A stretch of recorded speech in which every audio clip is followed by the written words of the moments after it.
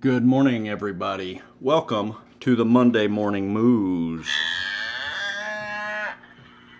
Today is December 28th, 2020. This is the last episode of 2020. I am your host, the CalSultant. Welcome to the show where you get your information and inspiration in the amount of time that it takes to milk a cow. Let's get started with the moos. Some dairy farmers and advocates are worried that President-elect Joe Biden's pick for Agriculture Secretary Tom Vilsack will do little to address their concerns about issues like consolidation, farm bankruptcies, and low milk price.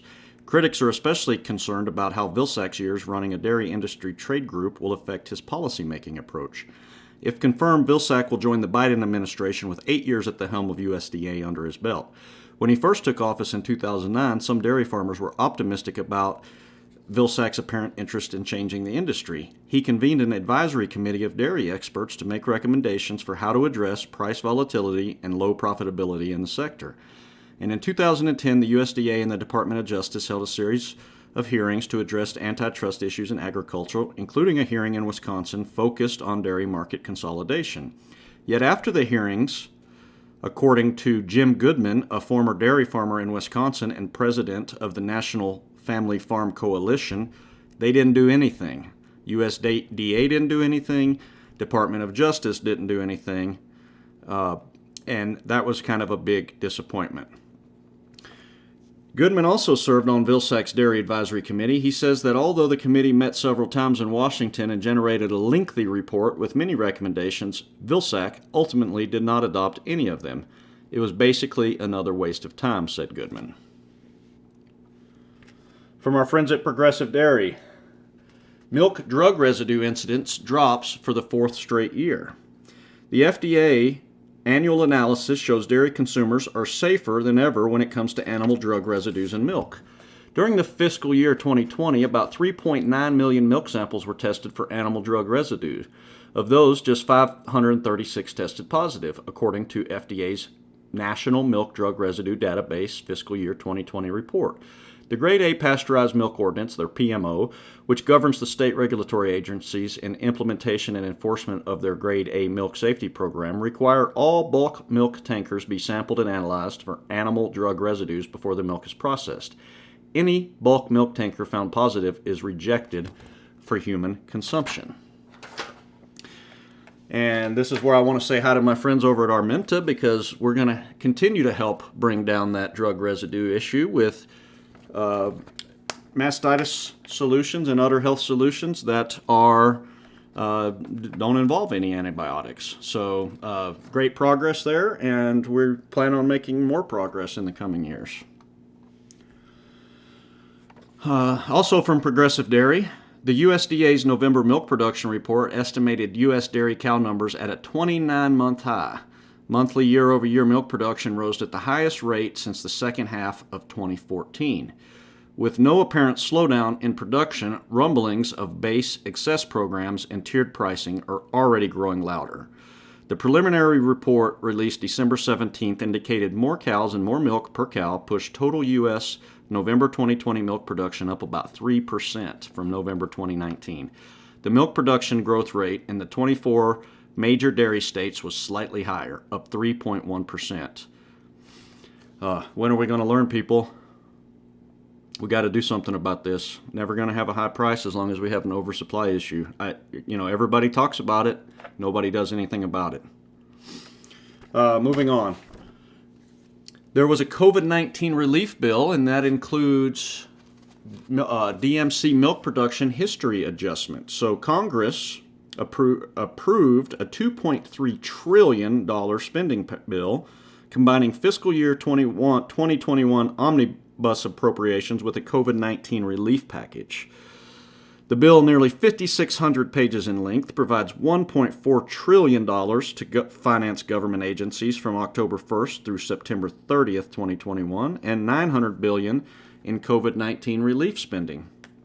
Preliminary reports estimate that agriculture is targeted between $11 billion and $13 billion under the COVID-19 relief package bill. Two dairy provisions cover the Dairy Margin Coverage, or DMC program, and a program to facilitate dairy product donations to those in need. The COVID-19 bill allows dairy producers to update their milk production history baselines and receive a supplemental DMC payment on a portion of any increased milk production. While the original DMC program established an eligible baseline on milk production in years 2011, 2012, and 2013, this bill allows producers to use actual milk production in 2019. The adjusted milk production baseline is effective January 2021 through the life of the current Farm Bill and DMC program, which ends in 2023 and is not retroactive to 2020.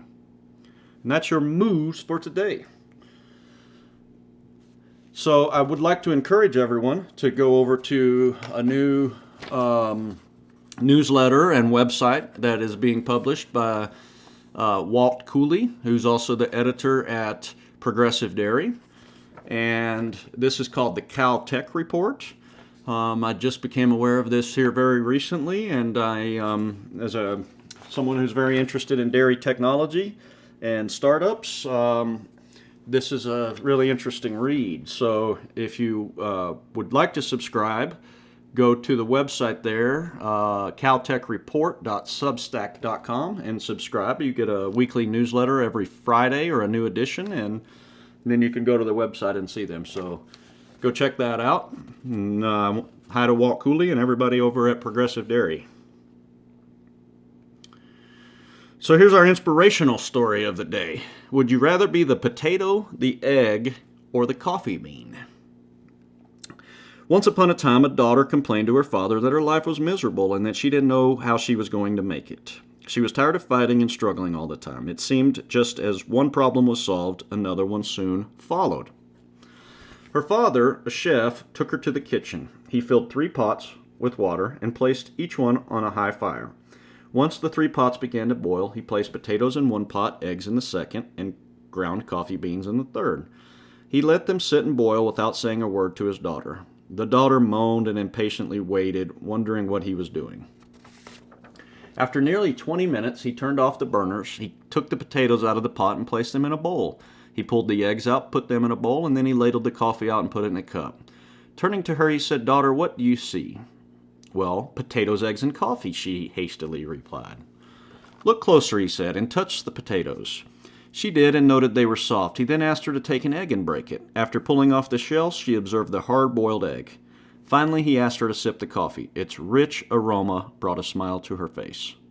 "Father, what does this mean?" she asked. He then explained that the potatoes, the eggs, and the coffee beans had each faced the same adversity, the boiling water. However, each one reacted differently. The potato went in strong, hard, and unrelenting, but in boiling water, it became soft and weak. The egg was fragile, with a thin outer shell protecting its liquid interior until it was put in the boiling water. But then, the inside of the egg became hardened.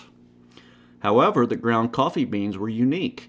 After they were exposed to boiling water, they changed the water and created something new. "Which are you?" he asked his daughter. "When adversity knocks on your door, how do you respond? Are you a potato, an egg, or a coffee bean?" The moral is, in life, things happen around us. Things happen to us. But the only thing that truly matters is what happens within us. I think this is a great story to end 2020 on. Most people I know faced some boiling water in 2020, and a lot of people quit. A lot of people couldn't handle it, and a lot of people stepped up and created something new. So, which one are you? The potato, the egg, or the coffee bean? And we'll end that with our quote of the day. If you're offered a seat on a rocket ship, don't ask which seat. Just get on. That's it for 2020. We'll see you all next year on the Monday Morning Moves.